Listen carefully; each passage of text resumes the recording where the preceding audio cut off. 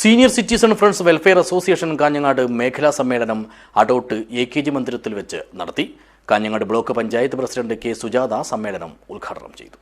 This news sponsored by Bobby Chamanur International Jewelers, traditionally trusted for 162 years.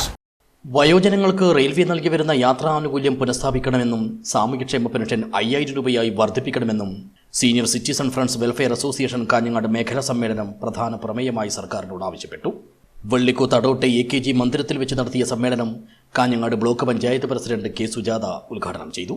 നമ്മുടെ വരുന്നത് പുതിയ തലമുറയ്ക്ക് പകർന്നു നൽകാൻ ആവശ്യമായ അനുഭവ സമ്പത്ത് നിങ്ങളുടെ കയ്യിലുണ്ട്. അത് പകർന്നു കൊടുത്തുകൊണ്ട് വരും കാലങ്ങളിൽ നമ്മുടെ തലമുറയെ എങ്ങനെ മുന്നോട്ട് നയിക്കാം എന്നുള്ള രീതിയിലുള്ള കാര്യങ്ങളൊക്കെ നിങ്ങൾക്ക് പുതിയ തലമുറക്ക് പകർന്നു കൊടുക്കാൻ കഴിയും. ആ രീതിയിൽ ഏത് മേഖല എന്നുള്ള എല്ലാ മേഖലയും സമൂഹത്തിന്റെ വികസന പ്രവർത്തനങ്ങളിലായാലും അല്ലെങ്കിൽ നാട്ടിലെ സാമൂഹിക പ്രശ്നങ്ങളിൽ ഇടപെടുന്ന രീതിയിലായാലും നാടിന്റെ വികസന പ്രവർത്തനങ്ങളിൽ ഇടപെട്ടുകൊണ്ടിരിക്കുന്നവരാണ് നിങ്ങൾ എല്ലാവരും.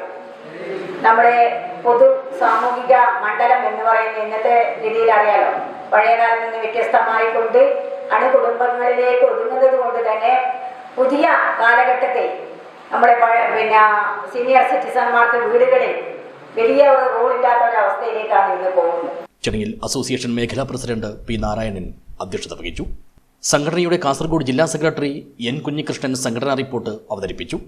സംസ്ഥാന കമ്മിറ്റി അംഗങ്ങളായ കുത്തൂർ കണ്ണൻ മാസ്റ്റർ, VT കാർത്തിയായനി, ജില്ലാ കമ്മിറ്റി അംഗങ്ങളായ O. Janaki teacher, Madathinattu Rajan, PK Kannan എന്നിവർ സംസാരിച്ചു.